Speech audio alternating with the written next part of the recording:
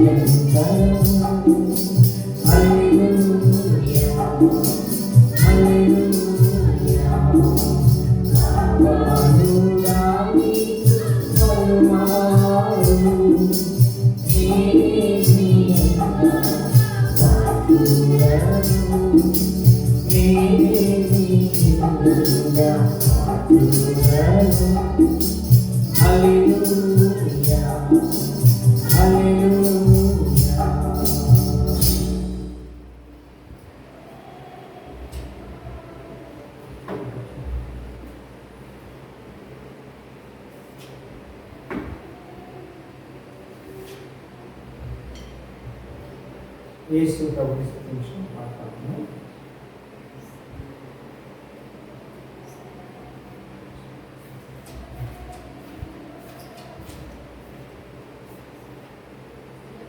డెబ్బై పాట.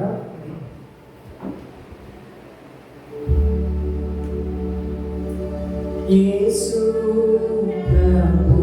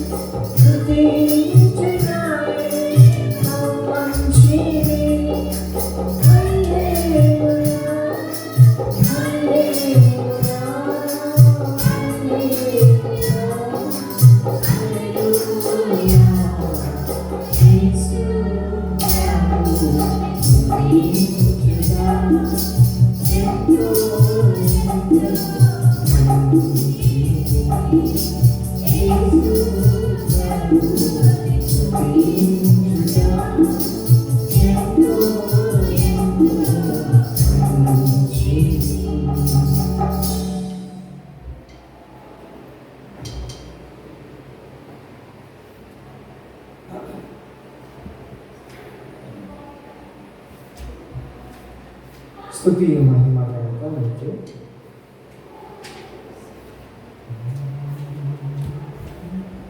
ఎనభై ఆరు.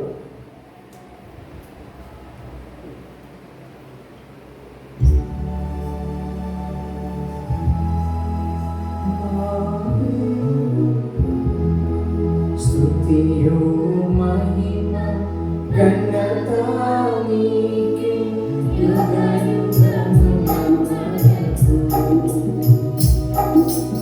ఎంతో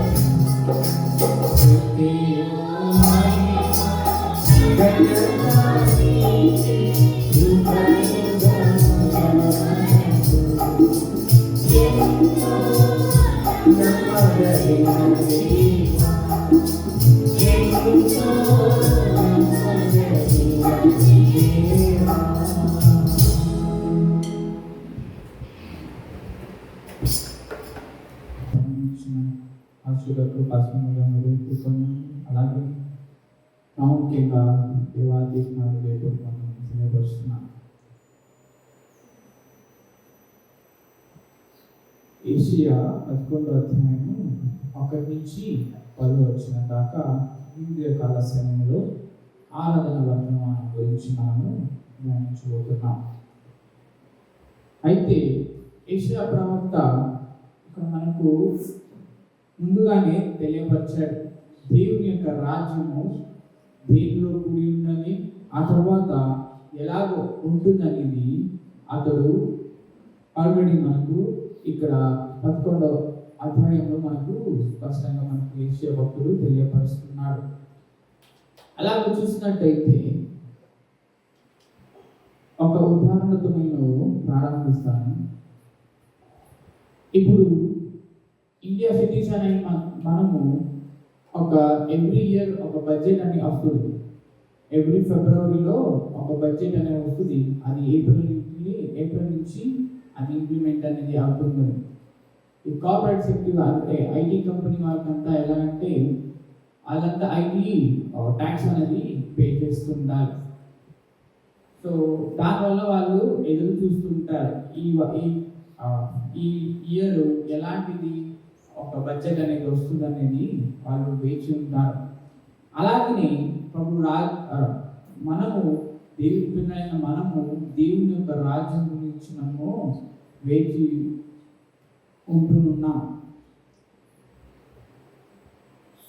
ఇక్కడ మనం చూసినట్టయితే ఏషియా భక్తుడు అతడు స్పష్టంగా దేవునిలో రాజ్యంలో ఎలాగైతే దేవుడు అక్కడ ఉన్నతముడు ఎలా అతడు మనతో మాట్లాడతాడు, కానీ అక్కడ ఉండే చుట్టుపక్కల ఎలా ఉంటుంది అట్మాస్ఫియర్ అనేది అక్కడ ఏషియా భక్తుడు మనకు తెలియపరుస్తున్నాడు. మనం చూసినట్టయితే మొదటి వచనంలో ಏಷ್ಯಾನ ಬುಡದಿಂದ ಒಂದು ಚಿಗುರು ಒಡೆಯುವುದು, ಅದರ ಬೇರಿನಿಂದ ಹೊರಟು తల్లిలు ఫలిస్తుంది. అంటే అతని నుంచి ఈ లోకంలో అతడే పరిపాలించగల ఒక శక్తిమంతుడై ఉన్నాడు. అతని ద్వారానే ఈ లోకం మొత్తము నడుస్తుంది అనేది అక్కడ ఏషియా భక్తుడు అక్కడ మొదటి వచనము మనకు తెలియపరుస్తున్నాడు. అతనికి తెలుసు ఎలాగా ఈ భూలోకము ఉంటుంది. ఎలాగైతే వీళ్ళని బయటికి తీసుకురావాలి, వీళ్ళు పాపాల నుంచి ఎలాగ నేను బయటికి తీసుకురావాలనేది ఏషియా భక్తుడుకు ఏషియా ద్వారా దేవుడు మాట్లాడుతున్నాడు. ఇక్కడ మొదటి వచనంలో ఇక్కడ మొదటిగా మనం చూస్తున్నట్టయితే ఏషియాన బుడదింద ఒంగురు చిగురు ఒడయుడు అంటే ఇక్కడ దావీదు సంతానం నుంచి యేసుక్రీస్తు వారు పుడతారనేది అక్కడ మనకు తెలియపరుస్తున్నాడు. అలాగనే అతని బేరింద ಹೊರಟ తడిరు ఫలిస్తుంది అంటే అతని నుంచి వెళ్ళే ఒక మార్గాలు అన్నీ కూడా ఏంటంట సఫలమవుతుందనేది అక్కడ యెషయా తెలియపరుస్తున్నాడు. అలాగనే రెండవ వచనం మనం చూస్తున్నట్టయితే ఆ అంకుರದ ಮೇಲೆ ಜ್ಞಾನ ವಿವೇಕ ದಯಕ ಆತ್ಮ ಆಲೋಚನ ಪರಾಕ್ರಮಗಳನ್ನು ಹುಟ್ಟಿಸುವ ಆತ್ಮ ತಿಳುವಳಿಕೆಯನ್ನು ಯೆಹೋವನ ಭಯವನ್ನು ಉಂಟು ಮಾಡುವ ಆತ್ಮ ಅಂತೂ యెహోవన ఆత్మవే నెలకొండిరుವುದು. ఇక్కడ మనం చూస్తున్నట్టయితే మనుషుడికి ఏదే ఒక ఆలోచన కలిగి ఉన్న ఈ భూలోకంలో ఎవరి యొక్క ఆలోచన నెరవేరుస్తుంది? దేవుని యొక్క ఆలోచనే నెరవేరుస్తుంది అని అక్కడ భక్తుడు మనకు తెలియపరుస్తున్నాడు. మొదటిగా చూస్తున్నట్టయితే మొదటి వచనంలో యేసుక్రీస్తు ఈ భూలోకాన్ని పరిపాలించే ఒక శక్తిమంతుడై అని మనము చూస్తున్నాం. రెండోదిగా చూస్తున్నట్టయితే ఏం నేర్చుకున్నాం? మా యొక్క చిత్తం కాదు, దేవుని యొక్క చిత్తం అనేది అక్కడ మనము చూస్తున్నాం. ఒక మనిషి మేము తెలుసుకోవాలి, క్రైస్తవులైన మనము దేవుని యొక్క చిత్తము మనలో ఫుల్ఫిల్ అవ్వలేకపోతే, అంటే నెరవేర్చలేకపోతే ఎలాగ మనము ఉంటామనేది ఒక క్వశ్చన్ మార్క్ అనేది మన జీవితంలో మనం వేసుకోవాలి. ఇంకా మనము దేవుని యొక్క చిత్తం లేకపోతే మేము రక్షించబడిన రక్షణలో వచ్చే వాళ్ళం కాదు, లేకపోతే ఇప్పుడు వరకు మనము ఉండేవాళ్ళము లేదో మనకు తెలియదు. ప్రతి ఒక్క పనిలో కూడా దేవుని యొక్క చిత్తము మన జీవితంలో ప్రాముఖ్యంగా ఉన్నదన్నమాట. అలాగనే ఇక్కడ కూడా అదే రెండో వచనం చూస్తున్నట్టయితే అతని కలిగిన సమస్తము కలిగిన సమస్తము అన్నీ కూడా దేవుడు మన జీవితంలో నెరవేరుస్తారనేది అక్కడ యెషయా భక్తుడు తెలియపరుస్తున్నారు. అలాగనే మూడో వచనంలో చూస్తున్నట్టయితే యెహోవన భయವು ಅವನಿಗೆ ಪರಿಮಳಿಸುವುದು, ಅವನು ಕಣ್ಣಿಗೆ ಕಂಡಂತೆ ತೀರ್ಪು ಮಾಡುವುದಿಲ್ಲ, ಕಿವಿಗೆ ಬಿದ್ದಂತೆ ನಿರ್ಣಯಿಸುವುದಿಲ್ಲ, ಬಡವರಿಗೋಸ್ಕರ ನ್ಯಾಯವಾಗಿ ತೀರ್ಪು ಮಾಡುವನು, ಲೋಕದ ದೀನರಿಗೋಸ್ಕರ ಧರ್ಮವಾಗಿ ನಿರ್ಣಯಿಸುವನು, ಲೋಕವನ್ನು ಆತನ ಬಾಯ ದಂಡೆಯಿಂದ ದಂಡಿಸುವನು, ದುಷ್ಟರನ್ನು ತನ್ನ బయసు ఊరినింద కొలువను. అంటే ఇక్కడ చూస్తున్నట్టయితే దేవుడి యొక్క పరిపాలన ఎవరి పట్ల ఉంటుంది? డబ్బులు ఎవరు ఇస్తే ఎక్కువ వాళ్ళ మీద ఉంటుందా? మనుషులు అలాగే కదా, డబ్బులు లంచం ఉంటే ఏ పని అయినా చేసిస్తారన్నమాట. వాడు డబ్బులు ఇస్తున్నాడు కదా, నేను ఏదైనా చేసిస్తాను. అలాంటి ఒక మన స్వరూపం కలిగిన మనము ఇక్కడ దేవుడు ఏంటంట, ఎవరి కోసం అతడు న్యాయంగా పరిపాలిస్తున్నాడంటే దీనులైన మన కోసము అతడు న్యాయంగా లోకాన్ని పరిపాలిస్తాడని అక్కడ మనకు తెలియపరుస్తున్నారు. దేవుని ప్రజలైన మనము ఒకటి తెలుసుకోవాలి, ఎందుకు దీనులే దేవుడు ఎన్నుకున్నాడు, ఎందుకు గొప్ప గొప్ప వాళ్ళ దేవుడు ఎన్నుకోలేదు.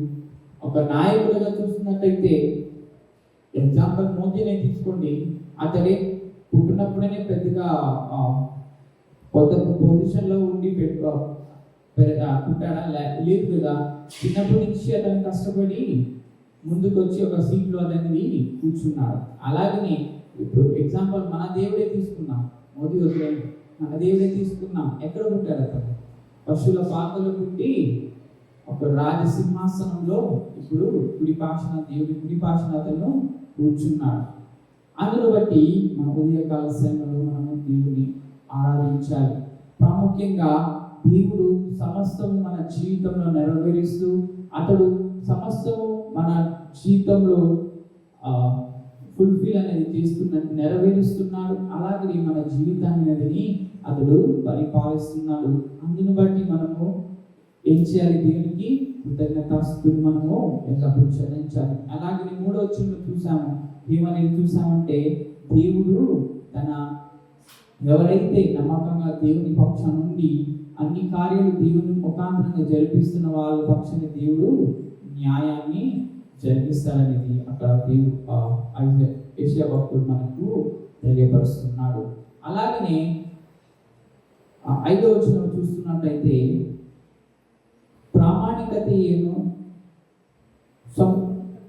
ಸೊಂಟಪಟ್ಟಿ ತೋಳುಳ್ಳ ಕುರಿಯ ಸಂಗಡ ವಾಸಿಸುವುದು ಚಿರತೆಯ ಮೇಕೆ ಕುರಿಯೊಂದಿಗೆ ಮಲಗುವುದು, ಕರುವು ಪ್ರಾಯದ ಸಿಂಹವು ಪಶುವು ಒಟ್ಟಿಗಿರುವುದು, ಇವುಗಳನ್ನು ಚಿಕ್ಕ ಮಗುವು ನಡೆಸುವುದು. ఇక్కడ మనం చూస్తున్నట్టయితే 5-6 వచనంలో ప్రాముఖ్యంగా మొదటిగా 5 వచనంలో మనం చూస్తున్నట్టయితే, ధర్మవే అవರಿಗೆ నడుగట్టు, ప్రామాణికతయే సొంతపట్టి. అంటే ఇక్కడ మనం చూస్తున్నట్టయితే దేవుని యొక్క వాక్యము మనకు ఎలా ఉంటుందంట? ఒక షీల్డ్ లాగా మనకు, ఆయుధం లాగా మనకు ఉంటుంది. ఎప్పుడైతే దేవుడు మన పక్షాన ఉన్నప్పుడు మనకు ఒక ఆయుధం లాగా దేవుని యొక్క వాక్యము మనకి ఉంటుందనేది అక్కడ 5వ వచనంలో యెషయా భక్తుడు మనకు తెలియపరుస్తున్నాడు. అలాగనే 6వ వచనం మనం చూస్తున్నట్టయితే, ఇక్కడ ತೋಳವು ಕುರಿಯ ಸಂಗಡ ವಾಸಿಸುವುದು, ಚಿರತೆಯು ಮೇಕೆಮರಿಯೊಂದಿಗೆ ಮಲಗುವುದು. అంటే ఇక్కడ మనము తోళం తెలుసు కదా, అదేంటంట, ఎప్పుడు అది వేటాడేదానికి చూసి అతని యొక్క ఆహారాన్ని తీసుకోవడానికి అతడు వేటాడుతూనే ఉంటుంది. అలాగనే ఇక్కడ చిరితే మేకే మరి ఒందిగే మలగుವುದು అంటే ఇది ఎప్పుడైనా అది సాధ్యం ఉంటుందా? ఒక మేక కానీ ఒక చిరుత దగ్గర వెళ్ళి పడుకోవడమే కానీ, తోళము లేకపోతే మేక దగ్గర వాసం చేయడం అది ఎప్పుడైనా సాధ్యమా? ఓకే, జొత్తలో పెరిగింటే మాలికుగా భయపడుతూ అందరి వాళ్ళు ఉంటారేమో, కానీ ఇప్పుడు సడన్ గా మనం వెళ్ళి తీసుకెళ్ళి ఆ తోడము ఆ మేక అన్ని ఒకేసారి చేసేస్తే ఎలా ఉంటుంది? ఒకటిగా ఫైటింగ్ చేసుకొని మొత్తము అది తినేస్తుంది.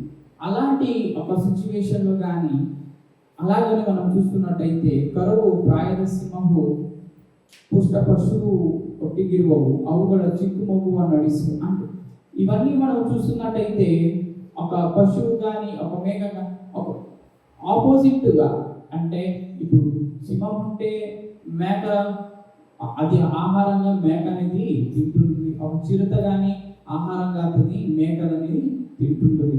ఇవన్నీ కూడా మనము లాజికల్గా థింక్ చేస్తే అది సాధ్యమా? లేదు కదా. అలాగే 7వ వచనం మనం చూస్తున్నట్టయితే, ಹಸುವು ಕರಡಿಯುವ ಸಂಗಡ ಮೇಯುವವು, ಅವುಗಳ ಮರಿಗಳು ಜೊತೆಯಾಗಿ ಮಲಗುವವು, ಸಿಂಹವು ಎತ್ತಿನಂತೆ ಹಾಲು ತಿನ್ನುವುದು, ಮಲಗಿಸಿ ನಾಗರ ಹುತ್ತದ ಮೇಲೆ ಅಡುಗುವುದು, ಮೇಲೆ ಬಿಟ್ಟು ಮಗು ಹಾವಿನ ಬಿಲ್ಲದ ಮೇಲೆ ಕೈ ಹಾಕುವುದು, ನನ್ನ ಪರಿಶುದ್ಧ ಪರ್ವತದಲ್ಲೆಲ್ಲ ಯಾರು ಕೇಡು ಮಾಡುವುದಿಲ್ಲ, ಯಾರು ಹಾಡು ಮಾಡುವುದಿಲ್ಲ. ಸಮುದ್ರದಲ್ಲಿ ನೀರು ಹೇಗೋ ಹಾಗೆ ಭೂಮಿಯಲ್ಲಿ ಯೆಹೋವನ ಜ್ಞಾನವು ತುಂಬಿರುವುದು. ఇక్కడ మనం చూస్తున్నట్టయితే 5 నుంచి 8 వచనం దాకా అతడు అక్కడ ఉదాహరణ అనేది ఇస్తున్నాడు, ఒక ఎగ్జాంపుల్ అనేది ఇస్తున్నాడు. ఎలాగైతే ఈ భూలోకంలో మనం జీవిస్తున్నప్పుడు అనేకమైన శత్రువులు మనల్ని మింగేయడానికి మనం చూస్తున్నా కానీ, అనేకమైన బాధలు వచ్చినా కానీ, అనేకమైన శోధనలు వచ్చినా కానీ ఏంటంట, దేవుని యొక్క పరిశుద్ధత ఉంటే ఏంటంట, దేవుడు మన పక్షాన నుండి దేవుడు మనకు అన్ని కార్యంలో విజయాన్ని అనుగ్రహిస్తాడని అక్కడ మనకు తెలియపరుస్తున్నాడు. ఈ ఉదయకాల సమయంలో ఎంతవరకు నువ్వు పరిశుద్ధంగా దేవునికి ఇష్టకరంగా నువ్వు జీవిస్తున్నావు? ఒక ప్రశ్న అనేది ఈ ఒక వ్యక్తిగత జీవితంలో నువ్వు వేసుకోవాలి. ఒక మనిషి ఎన్ని రీసెంట్గా ఎక్స్పీరియన్స్ చేశాను, ఒక మనిషి ఎంతే ఒక మంచి పని చేసినా, అతడికి ఒక పేరు ప్రఖ్యాతి కలిగిన, ఏదో ఒక చిన్న మిస్టేక్ అనేది జరిగితే దాన్ని హైలైట్ చేసుకుంటారే కానీ ఆ మనిషి ఎంత త్యాగంగా ఏ పని చేసినా కానీ అతన్ని ఏంటంట గుర్తించదు. అలాంటి ఒక లోకంలో మనం జీవిస్తున్నప్పుడు దేవుడి దగ్గర మనము పశ్చాత్తాపము పడి అన్ని కార్యాలు మనము క్షమాపణ అనేది కోరి దేవుడిగా ఇష్టకరంగా మనము జీవిస్తున్నా కానీ సైతానుడు దేవునికి దూరంగా మమ్మల్ని తీసుకెళ్తున్నాడు. ఒక స్టూడెంట్ లైఫ్లో తీసుకుంటే ఏంటంట, ఎగ్జామ్ టైమ్స్లో కాపీ చేయడమే కానీ, లేకపోతే ఒక ఉద్యోగం చేస్తున్న ఒక వ్యక్తిని తీసుకుంటే లేట్కి వెళ్తే ట్రాఫిక్ అని చెప్పడమే కానీ, ఇన్స్టెంట్ సిన్ అనేది మనము చేస్తూ ఉంటాం. ఒక పాపం అనేది ఒక అబద్ధమే కానీ ఏదో ఒక మోసకరంగా మనము అనేక మోసము మనం చేస్తూ ఉంటాం. అలాంటి ఒక భూలోకంలో మనం జీవిస్తున్నప్పుడు దేవుడు ఒక మాట చెబుతూ మనకు జ్ఞాపకం చేస్తున్నాడు. ఏమని చేస్తున్నాడు? నేను పరిశుద్ధులను కనుక మీరును పరిశుద్ధులై జీవించుడి అని దేవుని ఒక వాక్యం మనకు తెలియపరుస్తున్నది. అదే వాక్యం మనము బేస్ చేసుకొని మనం చూసుకున్నట్టయితే ఎంతవరకు ఒక లిస్ట్ వేసుకుంటే ఎంతవరకు నువ్వు పరిశుద్ధంగా నువ్వు జీవిస్తున్నావు అంటే 0.01% కూడా నువ్వు పరిశుద్ధంగా నువ్వు దేవుడికి సరిసాటిగా నువ్వు జీవించట్లేదు.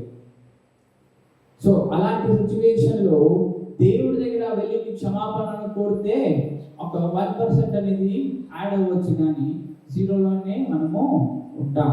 మళ్ళీ ఆ పని చేసి ఇంకా 0లోనే వస్తూనే ఉంటాం. అలాంటి ఒక పరిస్థితుల్లో మనం ఉన్నప్పుడు ఎంతవరకు మనము పరిశుద్ధంగా దేవుడి దగ్గర మనము జీవించాలి?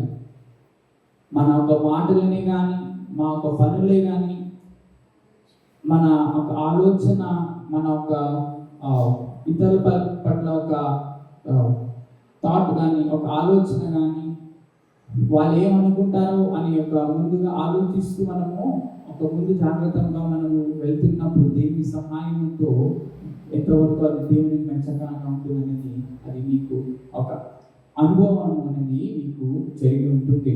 అలాంటి ఒక గొప్పగా మనము దేవునిలో మనము జీవిస్తున్నప్పుడు దేవునికి ఎంత ఇష్టకరంగా ఉంటుంది అది మనము ఎక్స్పీరియన్స్ అనేది చేస్తూనే ఉంటాం మన వ్యక్తిగత జీవితంలో. అలాగనే ఉదయకాల సమయంలో మొదటిగా మనం ఏం నేర్చుకున్నా, దేవుడు పాపులైన మనల్ని లోకాన్ని నుంచి ఎన్నుకొని అతని ఒక నాయకుడుగా మన జీవితంలో ఉన్నాడని నేర్చుకున్నా. అలాగనే రెండోదిగా చూస్తున్నట్టయితే మనుషుల యొక్క ఆలోచన ఎన్నైనా ఉండని దేవుని యొక్క ఆలోచన మన జీవితంలో దేవుడు నెరవేరుస్తుంటాడు అనేది నేర్చుకున్నాం. అలాగే మూడవదిగా మమ్మల్ని చూస్తున్నట్టయితే అతడు దీనుల పట్ల న్యాయము తీర్చగల ఒక శక్తివంతుడై ఉన్నాడు. అందును బట్టి మనం దేవుని కృతజ్ఞతాస్తుతులు చెల్లించాలి. అలాగనే 5 నుంచి 9 వచనం దాకా మనం నేర్చుకున్నాం. ఏమని నేర్చుకున్నాం? ఎన్ని ఒక శ్రమలు వచ్చినా, ఎంతే ఒక సాతానుడు మమ్మల్ని కృంగదీసినా దేవుని యొక్క హస్తము మన మీద ఎల్లప్పుడూ ఉంటుందనేది నేర్చుకున్నాం.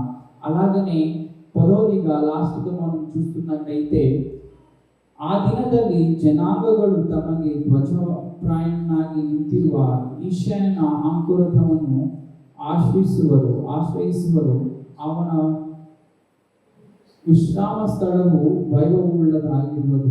అంటే దేవుడు ఇక్కడ 10వ వచనంలో మనం చూస్తున్నట్టయితే దేవుడు మనలో నివసిస్తున్నాడు. ఒక ఎగ్జాంపుల్గా మనం తీసుకుందాం. ఇప్పుడు మన ఇంట్లో మురికగా ఉంటే మనం జీవించగలమా? అనారోగ్యంగా ఎంతో బాధలు అనేది మనము ఫేస్ చేస్తూ ఉంటాం.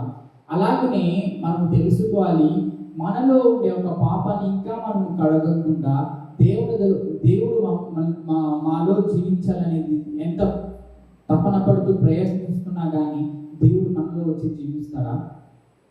లేదు కదా. ఎప్పుడైతే నీ యొక్క పశ్చాత్తాపము లేకపోతే నీ యొక్క పాపము దేవుళ్ళలో నువ్వు ఒప్పుకొని దాన్ని క్షమాపణ అనేది కోరిన తర్వాత నువ్వు దేవుని నువ్వు స్వీకరించగలవు. అలాంటి ఒక సందర్భంలో ఇక్కడ మనం చూస్తున్నప్పుడు 10వ వచనంలో మన ఒక పాపములు మనలోనే ఉంచుకొని, మన గత పాపములు మనలోనే ఉంచుకొని, అన్ని ఒక పాపము మనలోనే ఉంచుకొని దేవునికి ఒక సింహాసన స్థానం నా హృదయంలో నేను ఇస్తాననేది ఎంతవరకు అది కరెక్ట్? ఇప్పుడు మనము మన ఇంట్లోనే మనం మురికిగా ఉన్నప్పుడు ఏంటంట, ఇంట్లో ఉండడానికి మనకు ఇష్టం ఉండదు. ఎవరైనా పిలుచుకొచ్చి దాన్ని శుభ్రం అనేది చేసి దాంట్లో మనము నివసిస్తుంటాం. అలాగని దేవుడు మనలో నివసించాలంటే మనం ఇంకా ఎంత శుభ్రంగా పరిశుద్ధంగా మనము ఈ భూలోకంలో మనము జీవించాలి. అవును, దేవుని యొక్క కార్యములు మన జీవితంలో గొప్పగానే ఉంటాయి. అన్ని కార్యములు దేవుడు మనలో సఫలం అనేది చేస్తూనే ఉన్నాడు. ఎంతవరకు నువ్వు దేవునికి పరిశుద్ధంగా నువ్వు జీవిస్తున్నావు ఉదయకాల సమయంలో?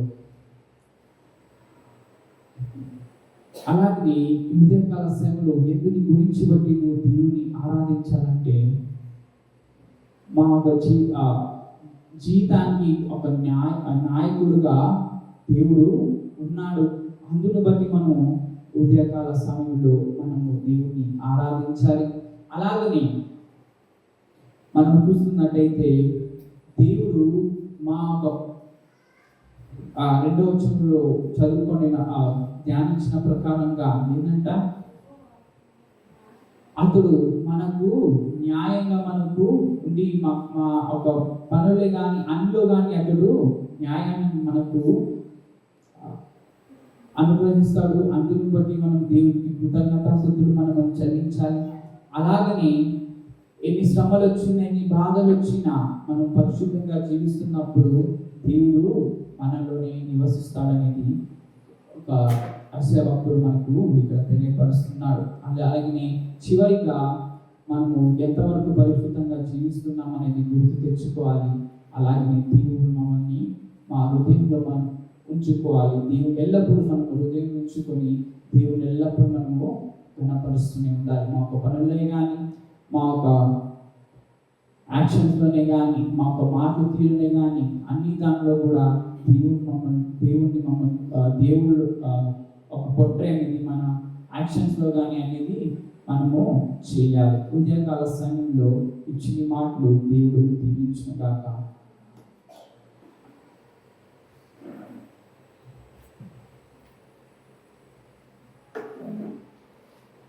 వినగల వాక్యం ఆధారితం ఈ లోకానికి ప్రభు. దయచేసి అందరూ లేచి ఉన్నట్లయితే 295 పాట పాడుతున్నాం.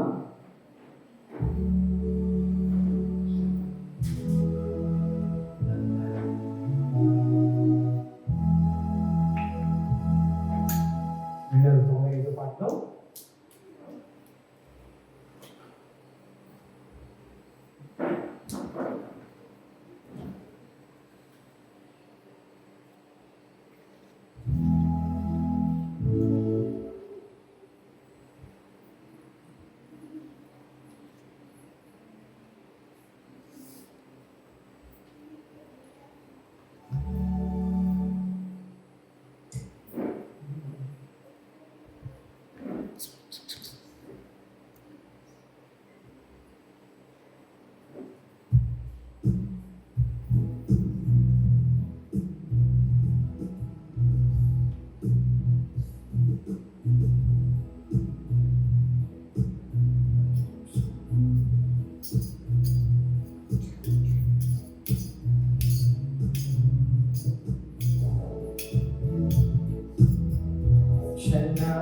ఔన్నత్యము రక్షకుడే నిలుపు ఆకర్షిత శ్రీగుణ బలిని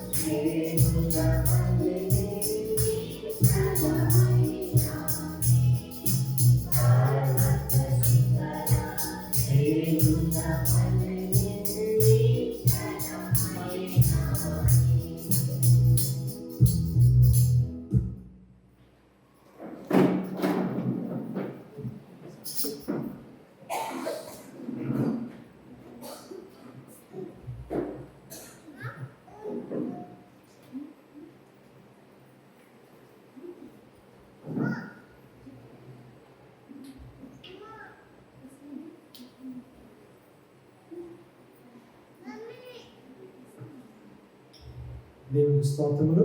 ఈ సమయంలో లూకాసు సువార్త 24వ అధ్యాయం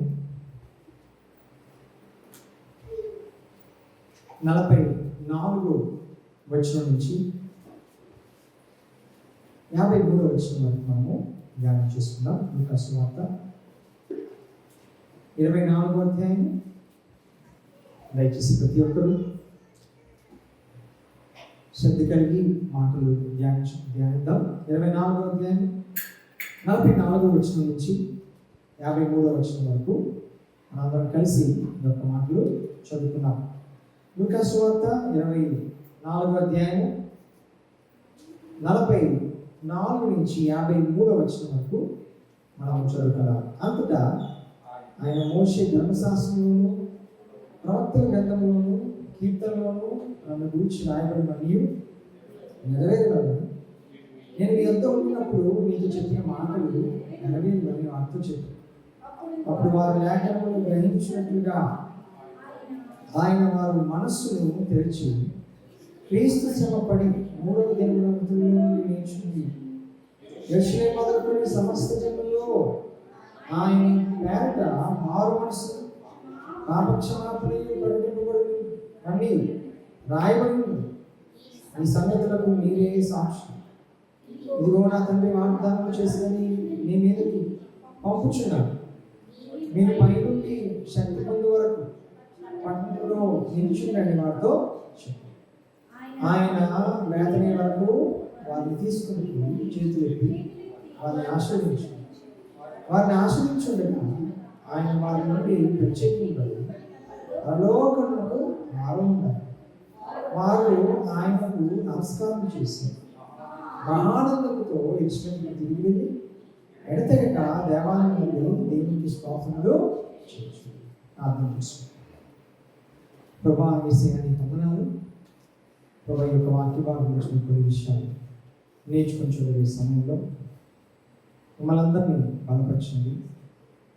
మాకు తండ్రి కావలసిన మాటలు మాకు అనుగ్రహించమని ప్రార్థిస్తాను.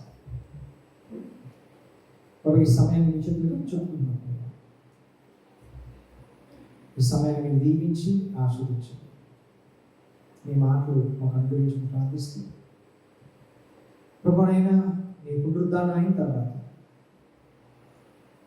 సంఘానికి ఇచ్చిన బాధ్యతను సంఘానికి ఇచ్చిన ప్రభావ భారం నేను ధ్యానిస్తుంది ప్రభావ మీరే మమ్మల్ని బలపరిచి మాకు సహాయం చేయని ప్రార్థిస్తున్నాను. మీ మాటలు మాకు నిండుగా అనుగ్రహించని ప్రార్థించుకుంటూ ప్రభా ఎటువంటి డిస్టర్బెన్స్ లేకుండా ప్రతి ఒక్క విశ్వాసం ఏకాగ్రతతో నీ వాక్యాన్ని ప్రభా వినుటకు ధ్యానించుటకు నీ కృప అనుగ్రహించండి. మీకే స్తోత్రములు ప్రభా, మీకే ఉన్నాను. ఈ సమయాన్ని చేతులు కప్పుకుంటూ మా జీవితాన్ని కనిపిస్తూ యేసుక్రీస్తు నామములో మమ్మల్ని అందరినీ మీ పరిశుద్ధాత్మ నింపుదలకు అనుగ్రహించి ప్రార్థించు. ఈ సమయాన్ని చేతులు కప్పుకుంటూ యేసుక్రీస్తు నామములో ప్రార్థిస్తున్నాము తండ్రి. ఈ చదవబడిన వచనాలు యేసుక్రీస్తు వారు ఆయన చెప్పిన రీతిగానే మరణం గురించి, ఆయన మళ్ళీ తిరిగి మరణాన్ని జయించే విషయంలో, పునరుద్ధాన విషయంలో ఆయన చెప్పిన రీతిగానే ఆయన తిరిగి లేచిన తర్వాత మరి ఆ యొక్క ప్రత్యేకమైన మరి దినాల్లో ప్రభు ప్రతి ఒక్కరికి ప్రత్యక్షమవుతూ నేను పునరుద్ధానుడై ఉన్నానని చెప్పి వారికి మరి వారిని బలపరిచినట్లుగా మన వాక్యంలో చూడవచ్చు. మరి అట్లనే ఆయన పరలోకానికి ఎత్తబడక ముందు కూడా గొప్ప ఆజ్ఞను వారికి అనుగ్రహించారు. ఏంటి ఆజ్ఞ? మత్తయి సువార్త 28వ అధ్యాయంలో కనిపిస్తున్న ఆజ్ఞ ఏంటో ఏమని చెప్పాడంటే వారికి 19వ వచనం 20వ వచనంలో 28వ మత్తయి సువార్త 28, 19, 20 వచనంలో. కాబట్టి ఏం చేయాలి మీరు? మత్తయి సువార్త 28వ అధ్యాయం 19వ వచనం. కాబట్టి మీరు వెళ్ళి సమస్త జనులకు శిష్యులుగా చేయండి. తండ్రి కుమారుని యొక్క పరిశుద్ధాత్మ యొక్క నామములో వారికి బాప్తిస్మం ఇచ్చుచు నేను మీకు ఏ సంగతులను ఆజ్ఞాపించుతున్నో వాటన్నిటినీ గాయపడవాలని వారికి బోధించు. ఇదిగో నేను యుగ సమాప్తి వరకు సదాకాలం మీతో. యేసుక్రీస్తు వారు పరలోకానికి ఎత్తబడుతున్నట్టు వారికి ఇచ్చిన ఆజ్ఞ ఏంటండి? మీరు వెళ్ళి సమస్త జనులకు ఏం చేయాలి? శిష్యులుగా చేయాలి. అంటే శిష్యులుగా అంటే ఏంటి? యేసుక్రీస్తు సువార్త మరి ప్రకటించడమే కాకుండా ఆ యేసుక్రీస్తుని వెంబడించినట్లుగా మీరు చేయాలి. అంటే వారిని వాక్యంలో మీరు తర్ఫీదు ఇవ్వాలి అని వారికి చెప్పారు. కాబట్టి ఈ సమయంలో యేసుక్రీస్తు వారు ఆయన ఎక్కడికి వెళ్ళిపోయాడండి? ఆ పరలోకానికి ఆరోహణ అయిపోయాడు. మరి కొన్ని రోజుల తర్వాత ఆయన ఆరోహణ అయిపోతున్నాడు. ఈ సమయంలో యేసుక్రీస్తు వారు తన శిష్యులతో ఆయన పలుకుతున్న మాట నిజమే. మరి యేసుక్రీస్తు వారు వారికి వాగ్దానం చేశారు. ఏంటి వాగ్దానం చేశారు? మరి మనము చూసినట్లయితే నేను మీకు పరిశుద్ధాత్మను నేను మీకు అనుగ్రహిస్తాను అని కూడా వాగ్దానం చేశారు. కాబట్టి మరి ఇప్పుడు ఆ సమయంలో యేసుక్రీస్తు వారు వారికి చెప్పిన మాట ఏంటంటే మీ యొక్క హృదయాలు ఏం చేయొద్దు, కలవరపడనివ్వద్దు. అంటే ఆయన పరలోకానికి ఎత్తబడిన తర్వాతనే వారు ఏం పొందుకుంటారు? పరిశుద్ధాత్మ వారు పొందుకుంటారు. చూడండి 14 యోహాను సువార్త 14వ అధ్యాయం చూసినట్లయితే అక్కడ ప్రభు వారికి ఇచ్చిన గొప్ప మరి ఒక ఆదరణకరమైన మాట 1వ వచనం. మీ హృదయములను ఏం చేయదు, కలవరపడి దేవుని యందు విశ్వాసించున్నారు, నా యందు విశ్వసించు, నా తండ్రి ఇంకా అని చెప్తూ తర్వాత ఏమనండి, నేను వెలుచున్న స్థలములకు మార్గం తెలియని చెప్పాను. దాని తర్వాత చూడండి మరి 16వ వచనం అంటున్నాడు, నేను తండ్రి వేడుకుందును నీ యొద్ద ఎల్లప్పుడూ ఉండుటకై ఆయన వేరొక ఆదరణకర్త అనగా సత్య స్వరూపి ఆత్మను మీకు అనుగ్రహించు. లోకం ఆయన చూడదు, ఎందుకు చూడదండి లోకము? ఎందుకు చూడదు? ఆయన ఆత్మస్వరూపి. పరిశుద్ధాత్మ చెప్పండి, ఆత్మస్వరూపి. ఆయన చూడని చెప్పి ఉన్నాడు. ఆయన్ను ఎరుగుదు కనుక ఆయన్ను పొందనేరదు. మీరు ఆయన్ను ఎరుగుదురు అని మీతో కూడా నివసించును. తర్వాత ఏమవుతుంది వాక్యంలో? మీలో ఉండును. కాబట్టి అదేవిధంగా యేసుక్రీస్తు వారు మరి ఈ యొక్క శిష్యులకు ఆయన ఆ పరలోకానికి ఎత్తబడకముందు ఆయన వారికి ఇచ్చే బాధ్యత ఏంటో మనం ఇప్పుడే చదువుకుంటాం. మరి అందరితో మాట్లాడుతున్నాడు యేసుక్రీస్తు. వాడిని ముట్టాడు. మరి అప్పటికి భయంతో ఉన్నారు. మరి యేసుక్రీస్తు పునరుద్ధాన శక్తి వారి జీవితాలు ఏం చేసిందండి? మార్చింది. అపోస్తుల కార్యాలు 17:6 చూసినట్లయితే, అపోస్తుల కార్యాలు 17:6 మనం చూసినట్లయితే, అయితే వారు కనబడనందున యాసోను కొందరు సహోదరులను ఆ పట్టణపు అధికారుల ఎదుకు ఈడ్చుకొని పోయి భూలోకమును తలకిందులు చేసిన వీరు ఇక్కడికి కూడా వచ్చుకున్నారు. ఎవరి గురించి మాట్లాడుతున్నారు ఈ విషయం? అపోస్తులు. ఎప్పుడైతే యేసుక్రీస్తు వారికి మరి కనిపించి వారిని బలపరిచారో, మరి ఏమైనా ఆఖరికి తలకిందులు చేశారు. అంటే ప్రపంచాన్ని ఏం చేశారు? మీరు తలకిందులు చేశారు. కాబట్టి ఈ సమయంలో మరి వారు ఎన్నో సమస్యలు ఎదుర్కొన్నారు. ఎవరు? శిష్యులు, అపోస్తులు. వారిని తరిమేశారు, ఎంతో బాధ పెట్టారు. అయినప్పటికీ కూడా ప్రభు కోసం నిలబడి ఏం చేశారు? సువార్తను ఎప్పుడు ఆఫ్ చేయలేదు. ఈ కాలంలో చూస్తే వారు వేసిన పునాది మీద 2000 సంవత్సరాల తర్వాత మనం ఇప్పుడు చక్కగా ఆర్గనైజ్ అయింది. అంటే చక్కగా మనం స్థాపించబడ్డాం. మనకి చక్కటి మ్యూజిక్ ఉంది, మనకి చక్కటి బిల్డింగ్స్ ఉన్నాయి. ఈరోజు చర్చ్ బిల్డింగ్స్ ఉన్నాయి. అట్లనే మనకు మంచి ట్రైన్డ్ అయిన ప్రసంగికులు ఉన్నారు. అట్లనే దేవుని వాక్యము ఏమైందండి? పూర్తిగా మన చేతిలోకి వచ్చింది. కాపీస్ దొరికే, చక్కగా వాటిని తర్జుమా చేశారు. ప్రతి భాషల్లో దేవుని వాక్యం ఏంటండి? చక్కగా తర్జుమా చేయబడింది. మరి ఎన్నో సంవత్సరాలు, ఎన్నో యుగాల్లో రాయబడిన వాక్యము ఇంచుమించు 1600 సంవత్సరాలు దేవుని వాక్యము రాయబడింది. ఎన్ని సంవత్సరాలు రాయబడిందండి? 1600 సంవత్సరాలు రాయబడిన వాక్యము మన చేతిలోకి ఏం చేసింది? చక్కగా అనువాదించి మన భాషలో, మరి ఆ గ్రీకు హీబ్రూ భాషల్లో నుంచి ఇంగ్లీష్లో తర్జుమా చేసి, మరి అట్లనే వర్నాకులర్ లాంగ్వేజ్లో కూడా ఏమైందండి? చక్కగా మన అర్థం కావడానికి ఆ విధంగా సంఘాన్ని దేవుడు బలపరుస్తూ వచ్చాడు. ఈ సమయంలో మనము నేర్చుకోబోతున్న ఈ యొక్క అంశం ఏంటంటే, ప్రభు ఏదైతే ఆజ్ఞ ఇచ్చాడో అది మనం ఏం చేయాలి? కొనసాగించాలి.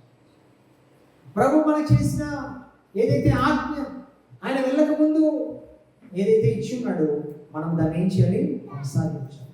మొట్టమొదటిగా ఏ విషయంలో కొనసాగించాలంటే, ఎప్పుడు దాన్ని కొనసాగించాలంటే దేవుని వాగ్దానం నెరవేర్చే వరకు మనం ఏం చేయాలి?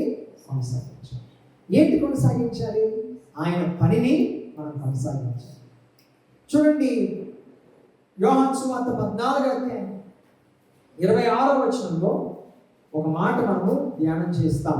26 ఏముందంటే, తండ్రి యొద్ద నుండి మీ యొద్దకు నేను పంపబోవు ఆదరణకర్త, అనగా తండ్రి యొద్ద నుండి బయలుదేరు సత్య స్వరూపిన ఆత్మ వచ్చినప్పుడు ఆయన నన్ను ఏం చేస్తాడు? సాక్షిస్తాడు. యేసుక్రీస్తు వారు చేసిన వాగ్దానం ఏం చెప్పండి శిష్యులకు? నేను వెళ్ళిన తర్వాత సత్యస్వరూపి అయిన ఆత్మ వచ్చినప్పుడు ఆయన నన్ను గురించి ఏం చేస్తాడండి? సాక్షిస్తాడు. అంటే యేసుక్రీస్తు వారు పరలోకానికి ఎత్తబడిన తర్వాత ఎవరు వచ్చారండి? పరిశుద్ధాత్మ దేవుడు దిగి రావడం మనం చూస్తాం. మరి ఈ యొక్క పరిశుద్ధాత్మ మనందరికీ అనుగ్రహించబోతున్నాడు అనే యొక్క వాగ్దానం పాత నిబంధనలో కూడా మనం చూస్తున్నాం. యావేలు గ్రంథంలో చూస్తున్నాము. యావేలు గ్రంథము 2వ అధ్యాయం చూస్తే అక్కడ మరి ఈ యొక్క వాగ్దానం మనకు రూపడింది. ఏంటంటే వాగ్దానం? పరిశుద్ధాత్మ మీరు పొందుకుంటారు. యావేలు గ్రంథం చదువుదాం ఒకసారి. యావేలు గ్రంథము 2వ అధ్యాయము 28, 29లో మనము ఆ మాటను తరువాత నేను సర్వ జనముల మీద ఆ. నా ఆత్మను కుమ్మరించును. చూడండి 2వ అధ్యాయము 28వ వచనం ఏముందండి? సర్వజనులు నా ఆత్మ ఏం చేస్తానంటాడు అక్కడ? కుమ్మరిస్తానంట. మీ కుమారులు మీ కుమార్తెలు ఏం చేస్తారంట? ప్రవచనం చెప్తారు. మీరు ముస్లిం వారు కళలకందరు, మీ ఎవరము దర్శనములు చూతురు. ఆ దినములలో నేను పనివారి మీదను పనికత్తెల మీదను నా ఆత్మ కుమ్మరిస్తాను. ఇది ఒక రకంగా పార్షియల్గా ఇక్కడ నెరవేర్చబడింది. ఇశ్రాయేలు ప్రజల మీద ప్రభువు ఏం చేశాడు? మొట్టమొదటిగా మరి ఈ యొక్క వాక్యం ఎక్కడ నెరవేర్చబడిందండి?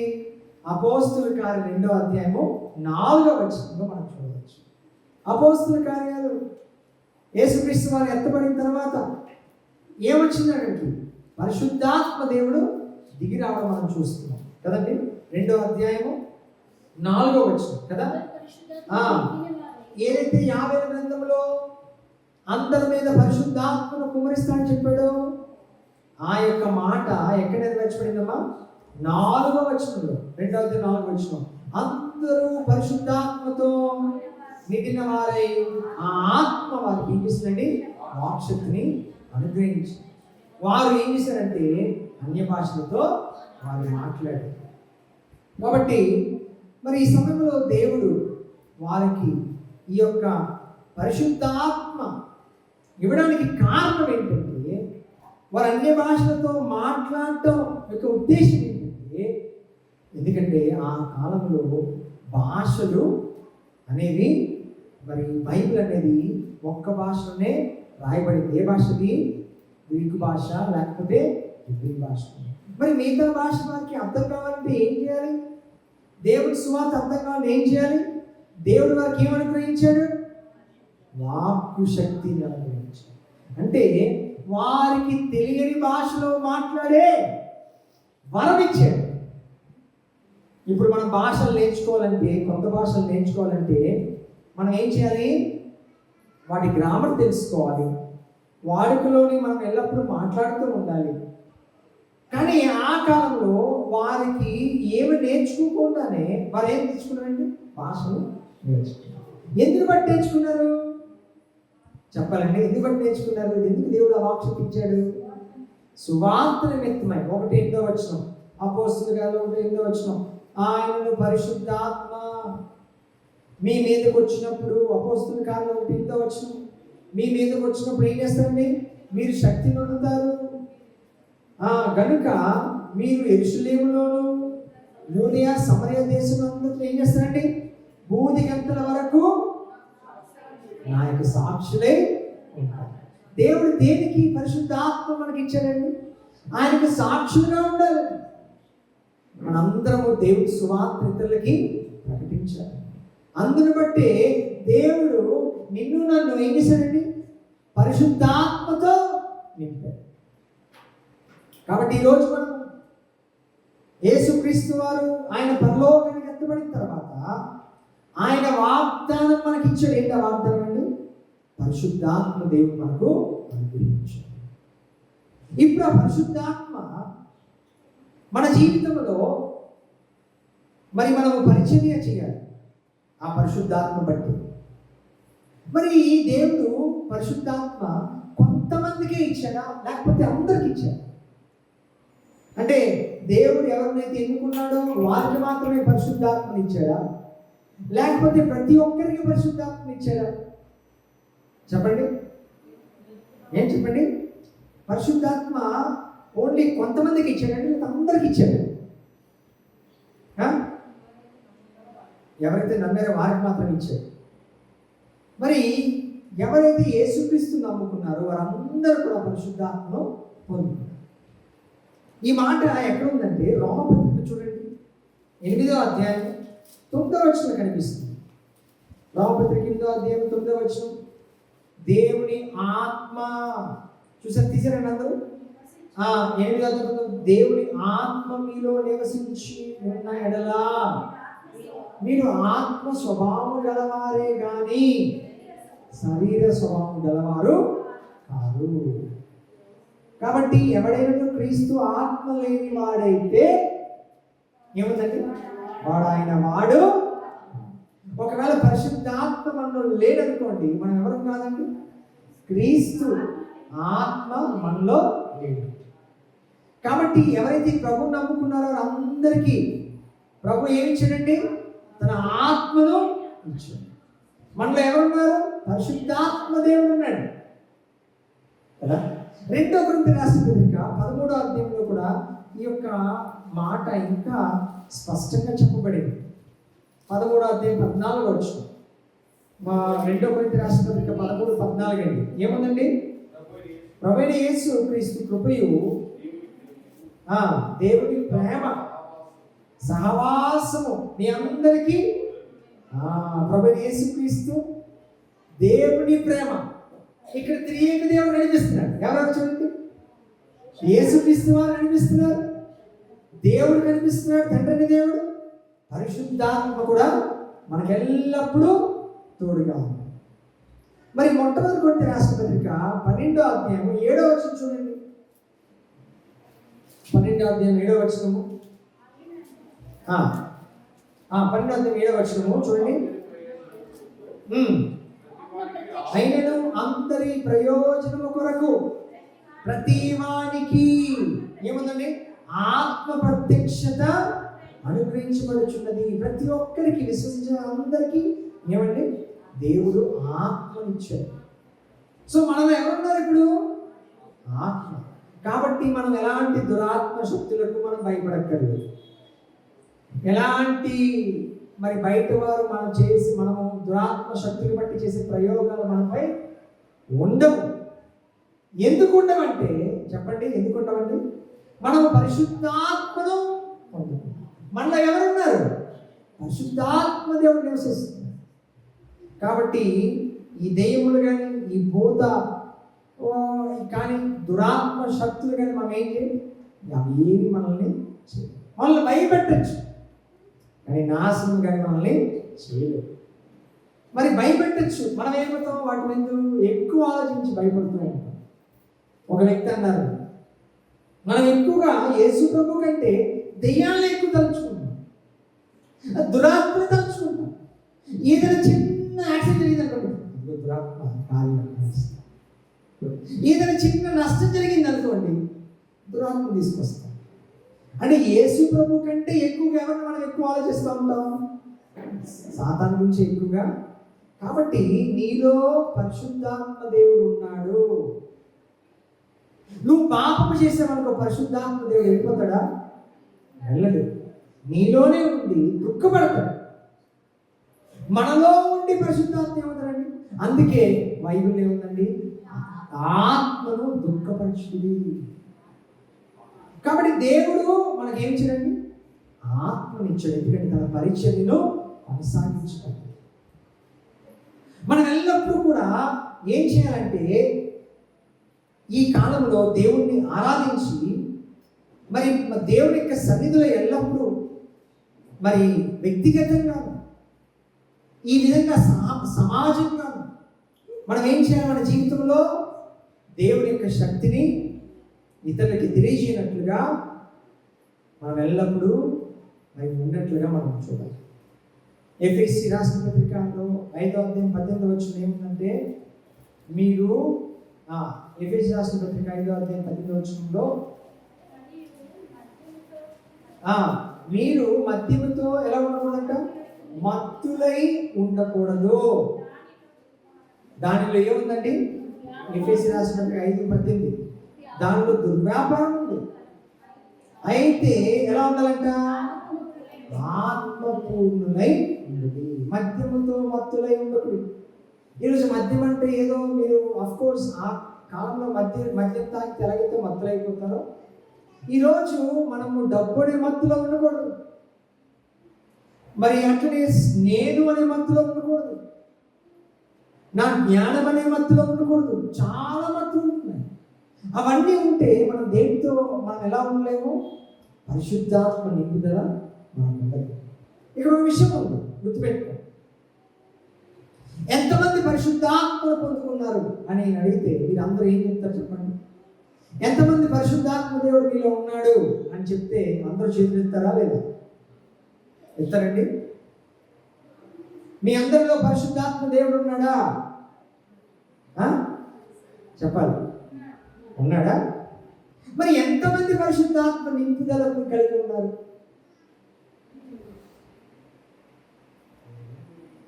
అందరిలో పరిశుద్ధాత్మ దేవుడు ఉన్నాడు. నాలోను మీలోను పరిశుద్ధాత్మ దేవుడు మీరు రక్షింపన్నానంటే మీలోకి వచ్చాడు. కానీ పరిశుద్ధాత్మ పూర్ణులు అంటే ఆత్మపూర్ణులు. ఆత్మపూర్ణులు అంటే ఏంటి చెప్పండి? పరిశుద్ధాత్మ ఆధీనంలో ఉండడం, పరిశుద్ధాత్మ కంట్రోల్లో ఉండడం, దాన్ని ఏమన్నారంటే పరిశుద్ధాత్మ నింపుదల పొందుతుంది. పరిశుద్ధాత్మ దేవుడు అందరికీ దేవుడు ఎవరికి రక్షించారు? అందరిలోకి వచ్చేసాడు కదండి. మనందరం ప్రభువు నమ్ముకున్న వెంటనే ఎవరు వచ్చారు మనలోకి? పరిశుద్ధాత్మ దేవుడు వచ్చాడు, జీవిస్తున్నాడు. కానీ పరిశుద్ధాత్మ నింపుదల పొందుతుంది. నాలో నింపుదల మీలో నింపుదల వ్యత్యాసం ఉంటుంది. నింపుదల అంటే ఏం చెప్పండి? ఆయన ఆధీనంలో అధికారంలో ఉండడం. పరిశుద్ధాత్మ నింపుదల ఏం చెప్పండి? ఆయన ఆధీనంలో ఉండడం. మరి అందుకే నేను ఎప్పుడు చెప్తూ ఉంటాను, పరిశుద్ధాత్మ మనలో ఉన్నప్పుడు మనం ఎందుకు తప్పులు చేస్తాం? పరిశుద్ధాత్మ ఉన్నాడు కదా, నేను తప్పు చేయకూడదు కదా, ఎందుకంటే ఆత్మ ఉన్నాడు కదా, ఎందుకు తప్పు చేస్తున్నాం? ఎందుకంటే మనం ఆత్మ పూర్ణులుగా లేము. పరిశుద్ధాత్మ నాలో ఉన్నాడు, మనలో ఉన్నాడు, కానీ ఏం చేయట్లేదు మనం? ఆయన అధికారంలోకి మనం అంటే ఆయన చెప్పిన మాట వింటే. అందుకే బైబిల్లో ఏముంది? ఆత్మను ఏం చేయకూడదు? దుఃఖపరచకూడదు. ఇంకో మాట ఏముందండి? ఆత్మకూడదు. అంటే ఆత్మ ఉన్నాడు, నువ్వేం చేస్తావు? మాట వినకుండా ఆ ఆత్మను చల్లార్పించు, అంటే ఆత్మను ఆర్పిస్తావు. అంటే పరిశుద్ధాత్మ దేవుడు ఎలా ఉన్నాడు? ఇప్పుడు సైలెంట్ అయిపోయాడు. ఇంక నీ నువ్వు మాట వినట్లేదు కదా, ఇంకేం చేస్తున్నావు? నీకు ఆత్మ నింపుదల లేదు. కాబట్టి ఈరోజు మనము దేవుని యొక్క సేవను కొనసాగించాలంటే ఏం కలిగి ఉండాలండి? ఆత్మ పూర్ణులు. ఇంగ్లీష్ చక్కగా ఉందండి, బీ ఫిల్డ్ విత్ స్పిరిట్.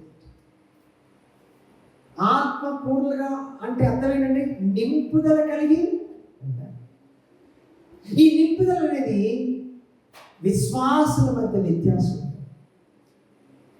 నాకుండే నింపుదల, నీకుండే నింపుదల చాలా వ్యత్యాసం. ఎంతమంది పరిశుద్ధాత్మ మీ జీవితంలో పనిచేయాలని ఆశపడుతున్నారో వారి పట్లని పరిశుద్ధాత్మ పనిచేస్తారు.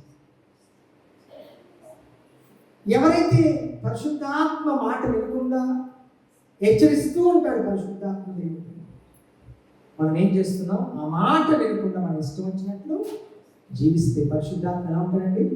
సైలెంట్గా ఉంటుంది, ఏమీ ఎన్నిసార్లు దుఃఖపరిచినప్పుడు ఆ పరిపూర్ణత్వాన్ని, ఆ నింపుదల ఏం చేసుకున్నాం? మనం పోగొట్టుకున్నాం. మనలో నివసిస్తున్నాడా?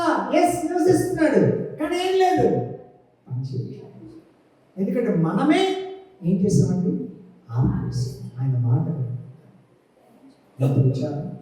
కాబట్టి ఈ సమయంలో మన జీవితంలో దేవుని యొక్క పరిచర్యను కొనసాగించాలంటే, ఆయన దీవెనలు పొందుకోవాలంటే మనం ఆయన మాటను వినేవారుగా ఉండాలి. కాబట్టి దేవుని యొక్క వాగ్దానము, పరిశుద్ధాత్మ దేవుని యొక్క శక్తితో మనం ముందుకు వెళ్ళాలి. దాని తర్వాత మనం చూస్తే ఆయన ఎప్పటి వరకు ఆయనను మనము మన యొక్క జీవితంలో కొనసాగించాలంటే, మొట్టమొదటిగా ఆయన వాగ్దానము నెరవేర్చినంత వరకు. రెండోది ఏంటంటే ఆయన శక్తి మన జీవితంలో పరిపూర్ణం అవ్వాలి. మరి మనకి ఎందుకు దేవుని శక్తి కావాలి అంటే, మనకి శక్తి లేదా? మనకెందుకు శక్తి కావాలి? అందుకే పౌలు భక్తుడు అంటున్నాడు, రోమాపత్రిక 7వ అధ్యాయంలో అంటున్నాడు ఆయన గురించి చెప్పుకుంటూ, 7వ అధ్యాయము 18వ వచనం, రోమపత్రిక 7వ అధ్యాయం 18వ వచనం ఏమంటున్నాడు?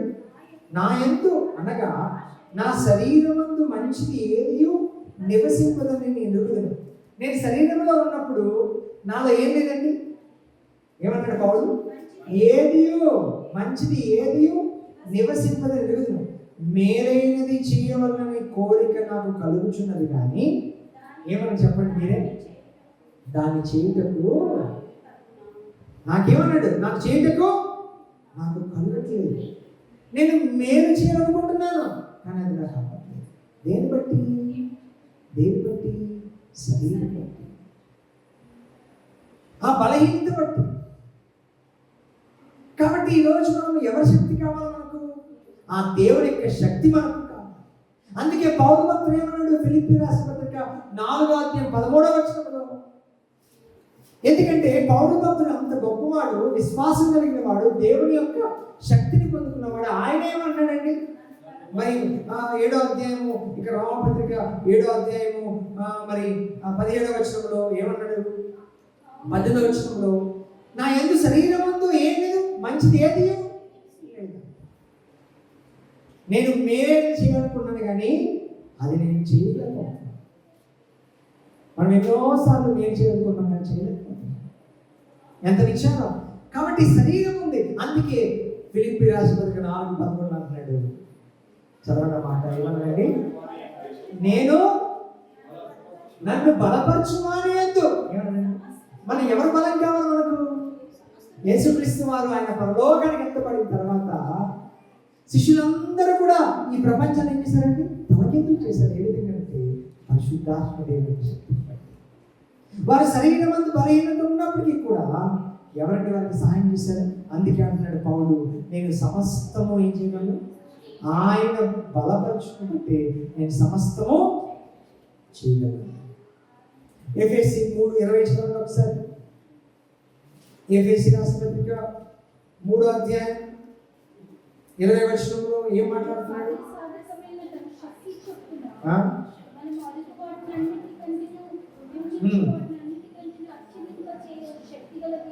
చూడండి ఏమన్నాడు?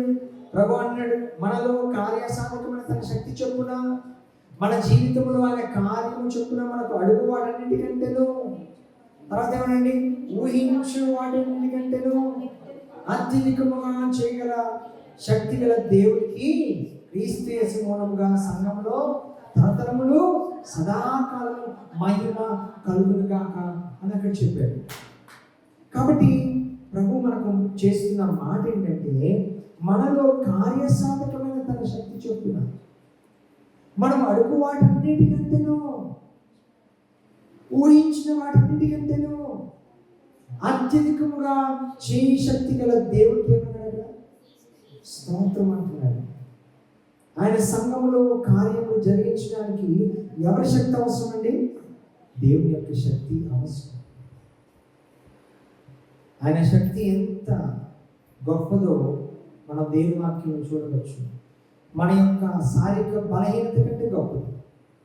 అందుకే ప్రభు అన్నాడు మత్తయి సువార్త 28లో, ఆయన శిష్యులకు మరి పరలోకానికి ఎత్తబడక మునుపు వారికి ఇచ్చిన గొప్ప ఆజ్ఞ ఏంటండి? ఏమన్నాడు? మీరు సర్వలోకానికి వెళ్ళండి. సర్వలోకానికి వెళ్ళి దాని ముందే చెప్పండి, వారి వద్దకు వచ్చి పరలోకమందును భూమి మీద నాకు సర్వాధికారం ఇవ్వబడింది. సర్వాధికారం అంటే ఏంటండి? నాకు శక్తి ఇవ్వబడింది.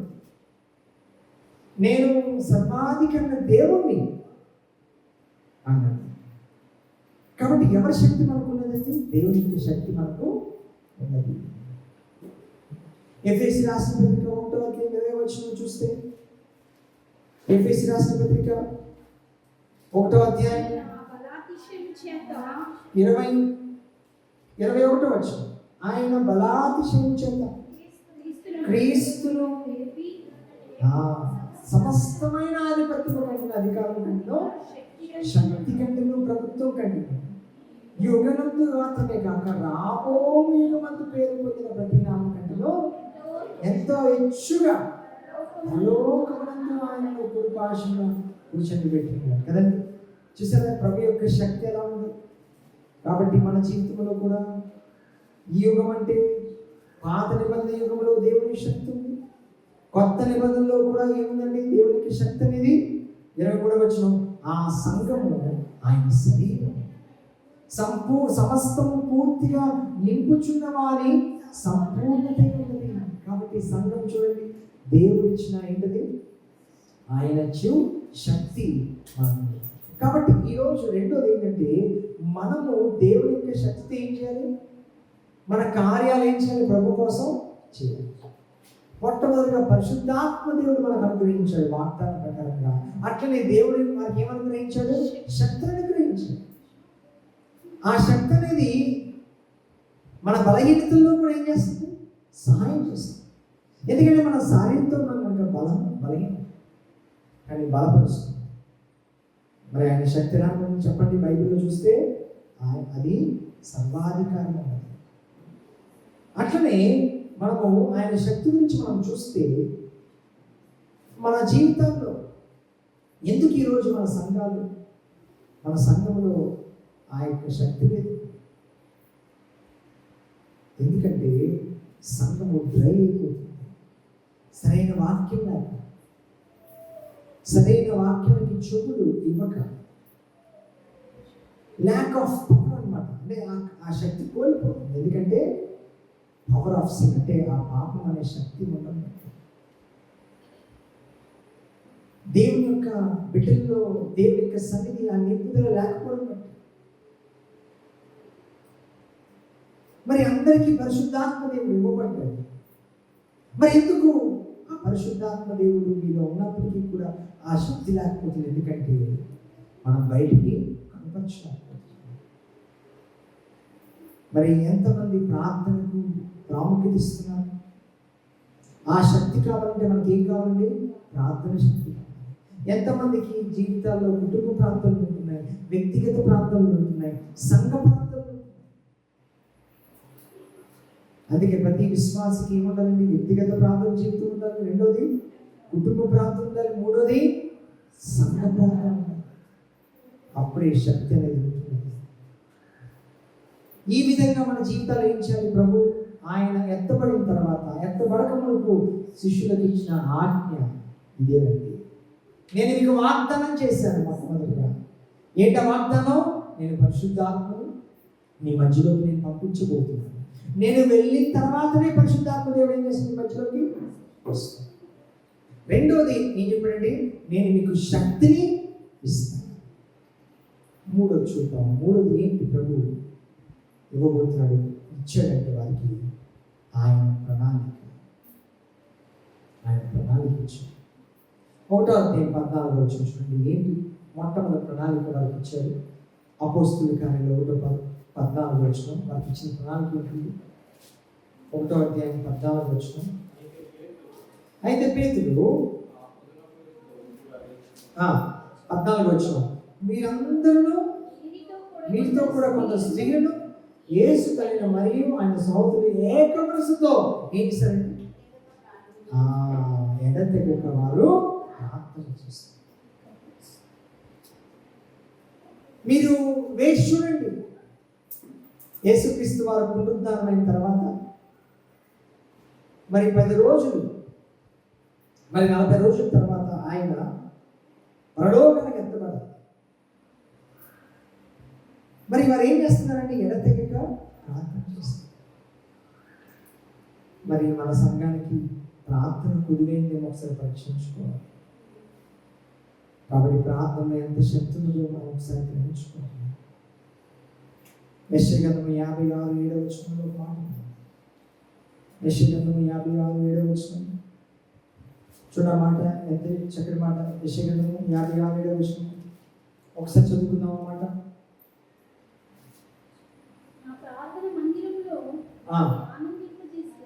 నా ప్రార్థన మందిరంలో ఆనందింపజేసేదను, నా బలిపీఠం మీద వారు అర్పించు దాన బలులు బలులు నాకు అంగీకరింపబడి నా మందిరము సమస్త జనులకు చండవాడు ప్రార్థనా మందిరం అన్నమాట. కాబట్టి మనము ఈ సమయంలో అందుకే మన సంఘంలో మాత్రమే వ్యక్తిగత ఆరాధన ప్రార్థనలు ఇవ్వబడుతున్నాయి. ఎందుకంటే మన ప్రార్థన మందిరం సమస్త జనులకు ఎలా ఉండాలండి? ప్రార్థన మందిరం. కాబట్టి మనందరం కూడా దేవుని యొక్క సన్నిధిలో మనం శక్తి ఉండాలంటే ఏం ఉండాలండి?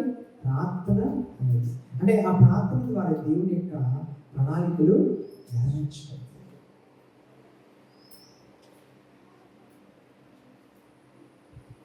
మరి దేవుని యొక్క ప్రణాళికలో అవి మనము కొనసాగాలంటే మరి మన జీవితాల్లో దేనికి ప్రాముఖ్యత ఇస్తుంది? మరి దేనికి ప్రాముఖ్యత ఇస్తున్నాము? మన ప్రయారిటీస్ ప్రాముఖ్యత. కొన్నిసార్లు వేటికి ఇస్తామండి మన ప్రాముఖ్యత? దేవుని మందిరానికి ఇస్తాము, దేవుని యొక్క సన్నిధికి ఇస్తాము. మన ప్రయారిటీస్ దేని మీద ఉంటాయి? వేరే వాటి మీద ఉంటాయి. కాబట్టి మన ఇంపార్టెన్స్ దేనికి ప్రాముఖ్యత ఇస్తున్నాం మన జీవితంలో మనం పరీక్షించుకోవాలి. దేవుని ప్రణాళిక నెరవేర్చడానికి నువ్వు ప్రాముఖ్యత ఇస్తున్నావా? మరి వేటికి ఇస్తున్నావు? ఒకసారి నీ జీవితంలో పరీక్షించుకోవాలి. జీవితం మరి దాని తర్వాత మనం చూసినప్పుడు దేవుని యొక్క ప్రణాళిక నెరవేర్చడానికి శిష్యులు వారు ఏం చేస్తున్నారో మనం చూద్దాం ఒకసారి. లూకా సువార్తకు వచ్చేసింది. ఒకసారి లూకా సువార్త 24వ అధ్యాయం మనం ఏదైతే వాక్యం చదువుతున్నామో ఆ వాక్యానికి వచ్చేద్దాం. వారు ఏం చేశారు చూడండి. అక్కడ 44వ వచనం 47వ వచనం చూసినప్పుడు యెరూషలేములోని సమస్త జనులలో ఆయన పేరుతో మారు మనసు పాపక్షమాపణ ప్రకటింపబడి రాయబడి ఉన్నది. వారు దేవునికి సువార్తను ఆ ప్రణాళిక ఏం చెప్పండి? దేవునికి సువార్తను அறிవించాలి, ప్రకటించాలి. ఈ సంగతులకు మీరే సాక్షి అని వారికి చెప్పారు. అంటే యేసుక్రీస్తు శ్రమపడి 45వ వచనం 46వ వచనం 3వ దినం మృతుల నుండి లేచిననియు ఎవరు చూశారండి? యెరూషలేము మొదలుకొని సమస్త జనులలో ఆయన పేరట మారు మనసును పాపక్షమాపణ ప్రకటింపబడుచున్నది అని రాయబడుచున్నది కనుక దీనికి మీరు సాక్షి. ఇదిగో నా తండ్రి వాగ్దానం చేసి మీ మీదకి పంపుచు. ఏంటంటే తండ్రి వాగ్దానం చేశాడు? ఏంటంటే తండ్రి వాగ్దానం చేశాడు? మీ మీదకి పంపుచున్నాడు. ఏంటది? పరిశుద్ధాత్మ. మీరు పైనుండి శక్తి పొందే వరకు పట్టణంలో నిలిచి ఉండడం అర్థం. ఆయన బేతనీ వరకు వారు తీసుకుని పోయి చేతులెత్తి వారిని ఏం చేసినండి? ఆస్వాదించు. దేవుని యొక్క ప్రణాళిక వారిని ఆస్వాదించుండగా ఆయన వారి నుండి ఏమైనండి? ప్రత్యేకింపడి పరలోకానికి వారు ఏం చేశారు? ఆయన్ని అప్పుడు వారు ఆయన నమస్కారము అంటే ఆరాధన. మీరు ఎందుకు మనం మరి దేవుని సన్నిధికి వస్తున్నాం? ఆయన ఆరాధించడానికి. ఏదో కూర్చొని కాసేపు కూర్చొని వెళ్ళిపోవడం కాదు. ప్రభుని గొప్ప చేయడం, నువ్వు ఆరాధించడం అంటే ఏం చెప్పండి? ఆయన ఎలాంటి వాడో నువ్వు గుర్తు చేసుకో. నీ సర్వస్వమును, నీ జ్ఞానాన్ని ప్రతి ఒక్కటి తక్కువగా చేసుకుని ప్రభువుని హెచ్చించడం. కాబట్టి ప్రభువుని ఆరాధించడం అనేది చాలా ప్రాముఖ్యం. మనందరూ దేవుని సన్నిధి దేనికున్నాం చెప్పండి? ఆయన ఆరాధించడానికి. అందుకే శిష్యులందరూ కూడా ఈరోజు ప్రపంచమంతా క్రైస్తత్వం ఏ విధంగా మరి వెళ్ళిందంటే ఆ శిష్యులు దేవుని ద్వారా శక్తి. అందుకే చూడండి ఏముందో చివరిగా వారు ఏం చేశారు చూడండి. 53వ వచనంలో ఎడతెగక దేవాలయంలో ఉండి.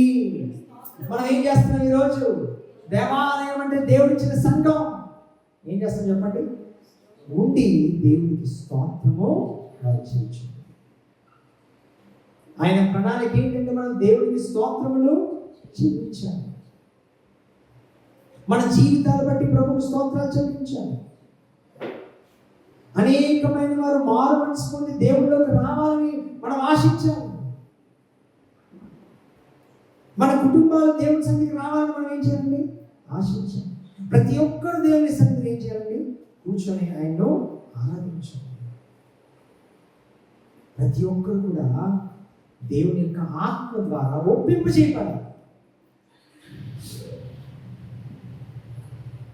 దేవుని యొక్క మందిరానికి వచ్చిన వారందరూ కూడా ఆత్మ ద్వారా ఏమవ్వాలండి?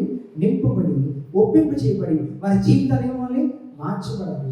ఎంతో మంది ప్రభువులోకి రావాలి. అది ప్రభు కోరుకుంటున్నారు. మన సంఘం ద్వారా ఎంతమంది మార్చబడ్డారు? నీ ద్వారా ఎంతమంది ప్రభువులోకి వచ్చారో ఒకసారి పరీక్షించుకో. ఎవరినైనా ఒక్కరిని నువ్వు ప్రభువులోకి నడిపించావా?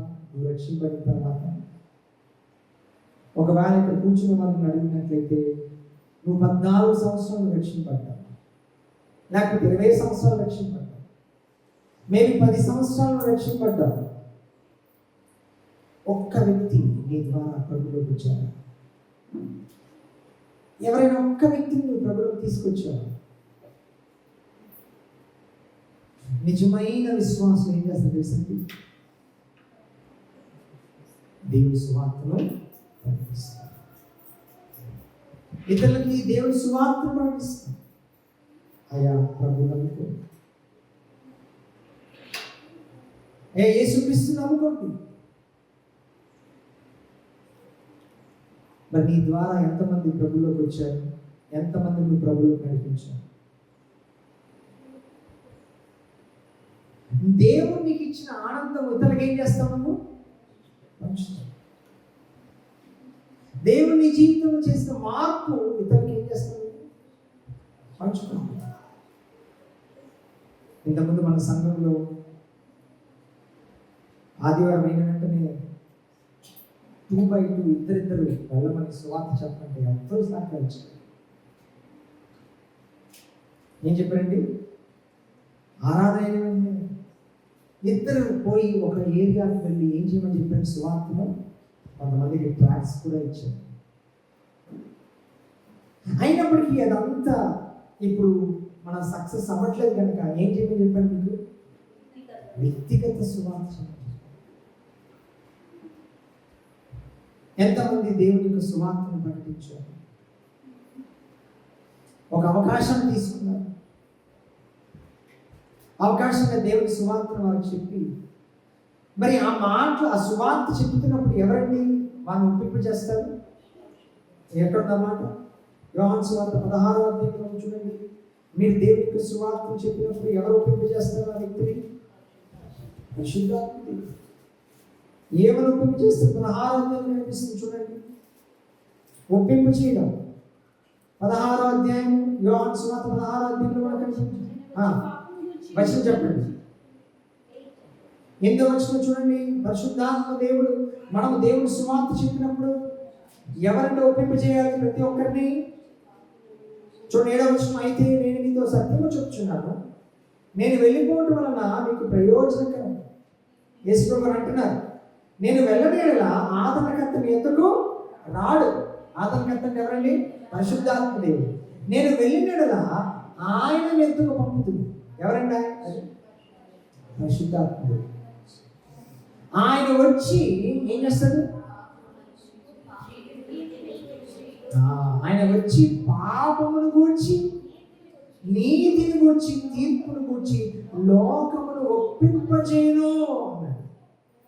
కాబట్టి మీరు దేవుని సువార్త చెప్పినప్పుడు ఎవరైనా ఒప్పింపజేస్తారు? కానీ పరిశుద్ధాత్మ కార్యం ఒప్పింపజేయడం ఆయన కార్యం. కానీ మనం ఏం చేయాలండి? దేవుని సువార్తను చెప్పాలి.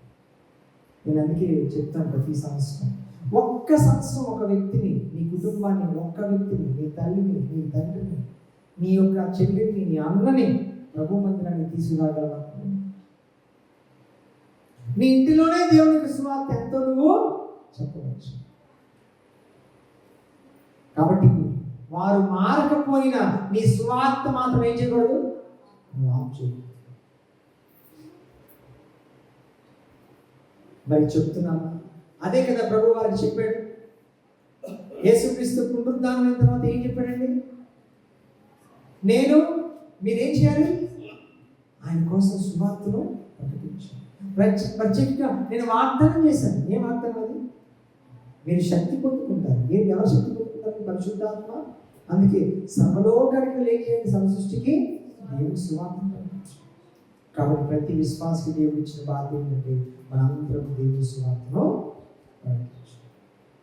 మరి దేవుని సువార్త ఈరోజు ప్రకటించే వాళ్ళకి ఎన్ని సమస్యలు అవుతున్నాయో మనకు బాగా తెలుసు. మేబీ సాధారణుడు ఈ సోషల్ మీడియాను కూడా బాగా వాడుకొని అదే మనల్ని కూడా ఇలా కొట్టేస్తారేమో, మనల్ని కూడా ఈ విధంగా మరి మనల్ని కూడా పొమ్మంటారేమో. అందుకే నేను చెప్పాను ఇప్పుడు మీరు బైబిల్ కూడా తీసుకెళ్ళకండి.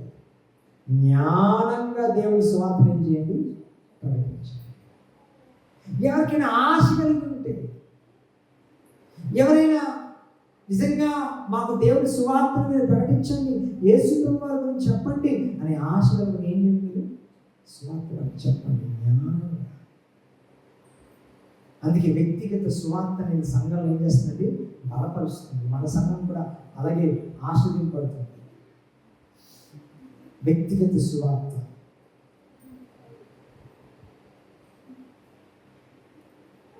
మేము కొన్ని సంవత్సరాల క్రితము ఈ యొక్క లాల్బాగ్లో అనేకమైన ట్రాక్స్ పంచిపెట్టాం. ఆగస్టు 5 మరి కొంతమంది వ్యవస్థలు ఇన్వాల్వ్ అయ్యారు. మేము పంచిపెట్టిన తర్వాత వెనక్కి వస్తున్నప్పుడు చాలామంది ఏం చేశారంటే ట్రాక్స్ను పడేశారు. మంచి మార్గంలో చూసి బాధపడ్డారు. అప్పుడు అనిపించింది ఈ ట్రాక్స్ పంచిపెట్టడం కూడా యూస్లెస్. మరి పెద్ద పెద్ద బోర్లు పెట్టుకుని దేవుడి సువార్త పాటలు పాడుతూ, ఆ పాటలు ఎందుకు ఏమర్థమవుతాయి అందరికీ? కొన్నిసార్లు మన సంఘం పాట పాడుతున్నప్పుడు సంఘానికే అర్థం కాదు కొన్ని పాటలు, వాటిలో ఉండే అర్థం కూడా కాదు. కొన్నిసార్లు మనం పాట పాడుతున్నప్పుడు ఎందుకు పాడుతున్నామా, ఆ పాటను దాని భావం అర్థం చేసుకుంటామా, అది కూడా అర్థం చేసుకుంటాం. మరి అన్యులకి ఏమర్థం అవుతాయి చెప్పండి ఈ పాటలన్నీ? అందుకే ఒక విషయం గుర్తుపెట్టుకోండి, వ్యక్తిగత సువార్త మీరు చేయండి. పని చేస్తున్న చోట మీరు ఎక్కడైతే పని చేస్తున్నారో, ఎక్కడైతే వెళ్తున్నారో, ప్రయాణిస్తున్నారో ఒక ఛాన్స్ తీసుకోండి దేవుని సువార్త చెప్పడానికి. అప్పుడు ఎవరు మాట్లాడతారు చెప్పండి? వారితో పరిశుద్ధాత్మ దేవుడు. మీ కుటుంబంలోనే మరి నీతో కలిసి నీకు తల్లి రాకూడదా పరలోకానికి? నీతో కలిసి నీ స్నేహితులు పరలోకానికి రాకూడదా?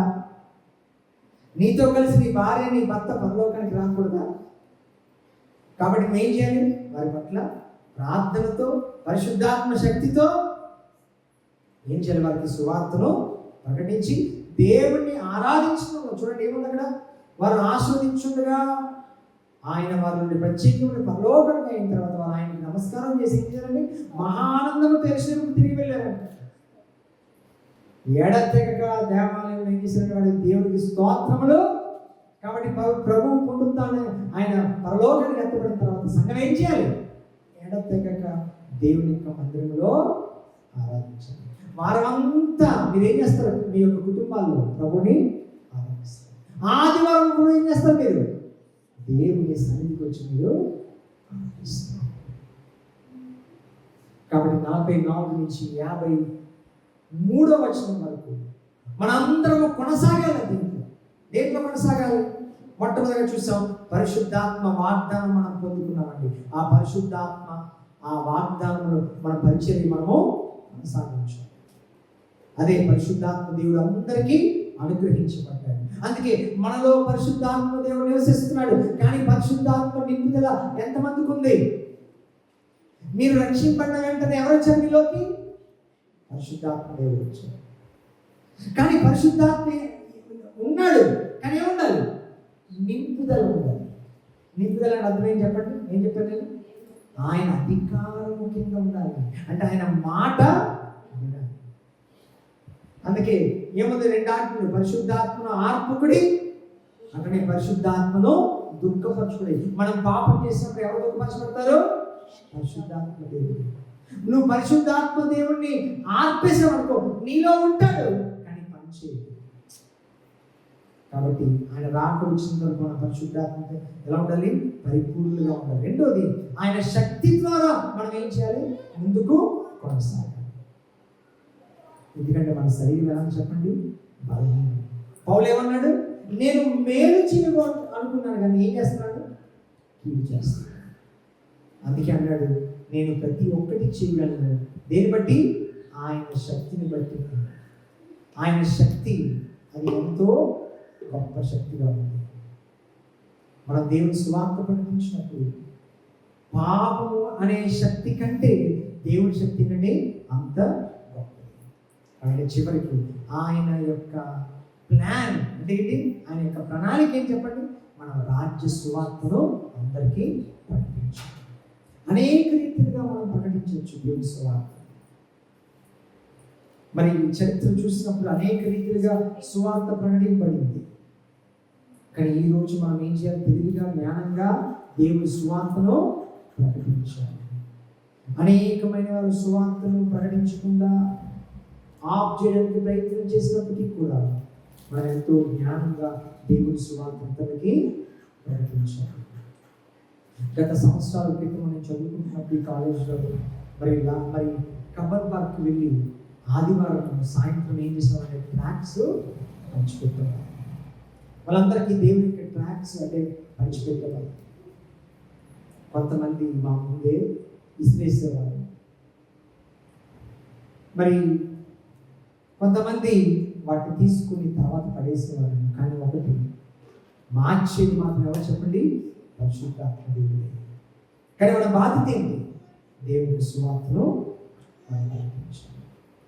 ఈ యొక్క సంఘము కొనసాగాలి ఇప్పటి వరకు, ఆయన రాకడ వచ్చినంత వరకు. అందుకే అపోస్తుల కార్యాలు చివరిగా మార్చది మనం దేవుని యొక్క వాక్యాన్ని ముగించుకున్నాం. ఏముంది అపోస్తుల కార్యాల అధ్యాయంలో?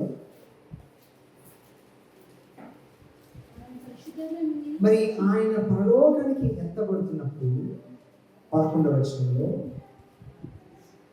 గలిలయ మనుషులారా, మీరు ఎందుకు నిలిచి ఆకాశం వైపు చూచున్నారు? మీ యొద్ద నుండి పరలోకమునకు చేర్చుకొనబడిన ఈ యేసే ఏమందండి? ఏ రీతిగా పరలోకమునకు వెళ్తే మీరు చూచితురో ఆ రీతిగానే ఆయన తిరిగి వచ్చిన వారితో చూసారండి. మనందరం కూడా ఆయన మళ్ళీ ఈ లోకానికి ఆయన తిరిగి రావాలి. మనందరం పరిశుద్ధాత్మ వాగ్దానం పొందుకున్నాం. రెండోది ఆయన శక్తి పొందుకున్నాం. అట్లనే దేవుని ప్రణాళిక మనం పొందుకున్నాం. ఈ మూడింటిని మనం ఏం చేయాలి? మన రాకడ వరకు మనము వీటితో కొనసాగించాలి. ప్రార్థన చేసుకుందాం. పరిశుద్ధునికి స్తోత్రము తండ్రి. సంఘము ఒక రకంగా ప్రభావం జీవితంలో కొంతమంది జీవితాలు ఎందుకు నేను క్రైస్తవులుగా అయినా ఉద్దేశం కూడా తెలియదు. దేని బట్టి ప్రభావం నేను క్రైస్తవులుగా అయినా, దేని బట్టి మాకు ప్రభావం మమ్మల్ని మార్చుకున్నాం. నీ పరిచయం చేయాలి తండ్రి, నీ సువార్త చేయాలి, నీ కోసం శ్రమపడాలి తండ్రి. ప్రభు, ప్రతి క్రైస్తవులు కూడా పరిశుద్ధాత్మ పొందుకున్న ప్రతి విశ్వాసం కూడా నీ కోసం శ్రమించాలి, రక్షణ సువార్తను ప్రకటించాలి.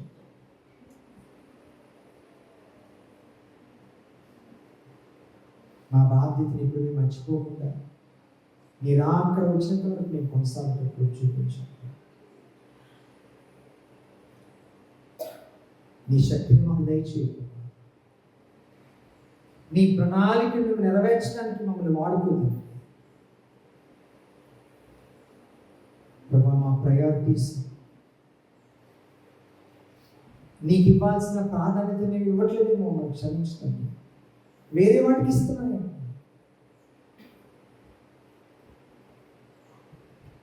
నీకు ఇవ్వాల్సిన ప్రాధాన్యతను ఉంచుకుంటున్నాను. చూపించు. నీకు స్తోత్రం. నీకు నా జీవితాన్ని కనిపిస్తుంది. ఈ సంఘాన్ని బలపరచు. అనేక నూతన ఆత్మలతో ఈ సంఘాన్ని తీసుకురావాలని ప్రార్థిస్తాను. ప్రతి విశ్వాసం బలపరచు. బలహీనత ఒప్పుకుంటున్నా ఉంటుంది.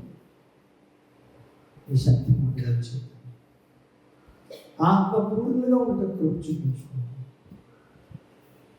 నాలో ఏమి శక్తి లేదు. ప్రతి ఒక్కరితో నువ్వు మాట్లాడలేదు కాబట్టి మేము ఏ పాటి వారికి మేము తగ్గించుకుంటాం. నీకు స్తోత్రం చెల్లించుకుంటాం. ఏ సుఖిస్తున్నాను ప్రార్థించుకుంటున్నాం తండ్రి.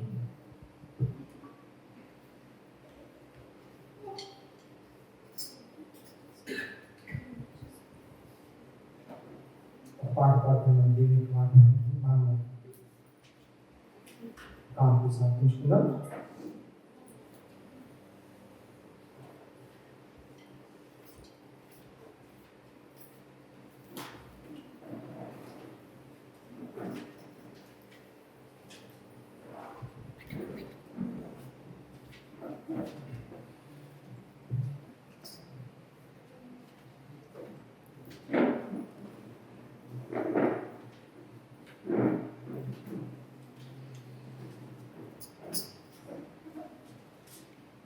నూట 19 పాట పాడుకుంటున్నాం.